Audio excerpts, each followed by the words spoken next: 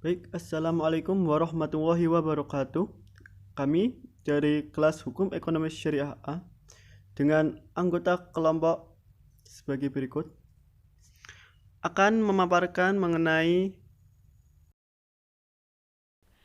Definisi akad dalam hukum ekonomi syariah, pengertian perikatan dan perutakan dalam hukum ekonomi syariah, dan asas-asas akad hukum ekonomi syariah. Pengertian akad syariah. Kata akad berasal dari bahasa Arab yang berarti ikatan atau kewajiban, biasa juga diartikan dengan kontrak atau perjanjian. Menurut Dictionary of Business Term, akad or contract is transactions on belong or two more individuals whereby each becomes obligated to the other, with reciprocal right to demand performance of what is promised.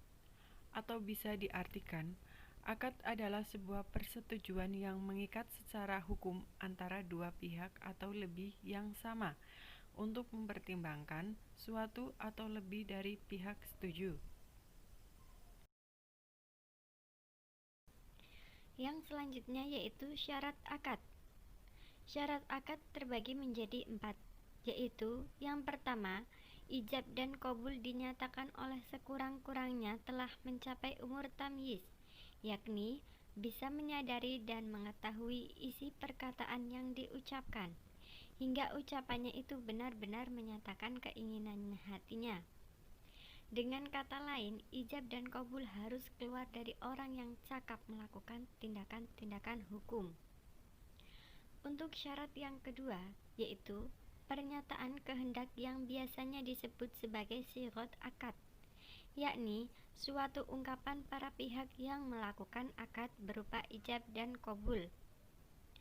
Untuk syarat akad yang ketiga yaitu rukun ketiga dari akad ini adalah suatu yang dijadikan objek akad dan dikenakan padanya akibat hukum yang ditimbulkannya. Dan untuk syarat yang keempat yaitu tujuan akad ini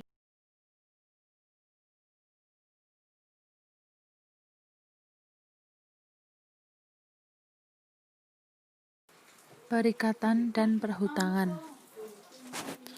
Jadi, perikatan adalah suatu perhubungan hukum antara dua orang atau dua pihak, berdasarkan yang mana pihak yang satu berhak menuntut suatu hal dari pihak yang lain, dan pihak yang lain berkewajiban untuk memenuhi kebutuhan itu. Pihak yang berhak menuntut sesuatu dinamakan kreditur, sedangkan pihak yang berkewajiban untuk memenuhi dinamakan debitur atau si berhutang.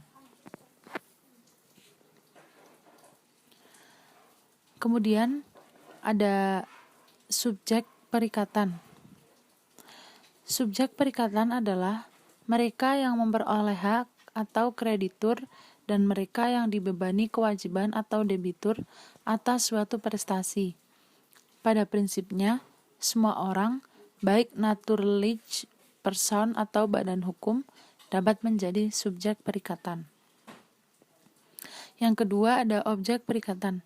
Objek perikatan atau forward der Verbintenessen adalah hak pada kreditur dan kewajiban pada debitur yang dinamakan prestasi. Prestasi tersebut dapat berupa yaitu yang pertama ada tindakan memberikan sesuatu, misalnya penyerahan hak milik dalam jual beli, sewa menyewa, dan lain-lain. Adapun yang kedua yaitu melakukan sesuatu perbuatan, misalnya melaksanakan pekerjaan tertentu.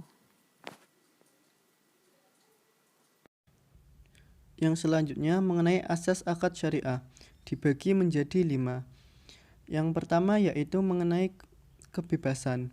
Maksudnya di sini asas kebebasan yaitu bahwa setiap manusia yang akan bertransaksi itu bebas untuk menghindari semua bentuk pemaksaan, tekanan, dan penipuan, sehingga manusia itu bisa menolak ataupun menerima suatu akad.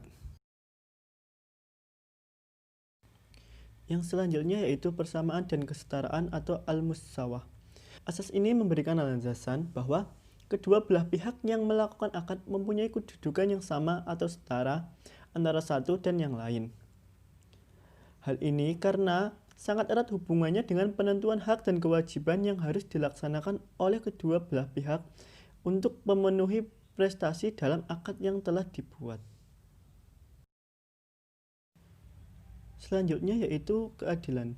Pelaksanaan asas ini dalam akad dituntut untuk berlaku benar dalam mengungkapkan kehendak dan keadaan, memenuhi perjanjian yang telah disepakati bersama, dan memenuhi segala hak dan kewajiban, tidak saling menzalimi dan dilakukannya secara berimbang tanpa merugikan pihak lain yang terlibat dalam akad tersebut.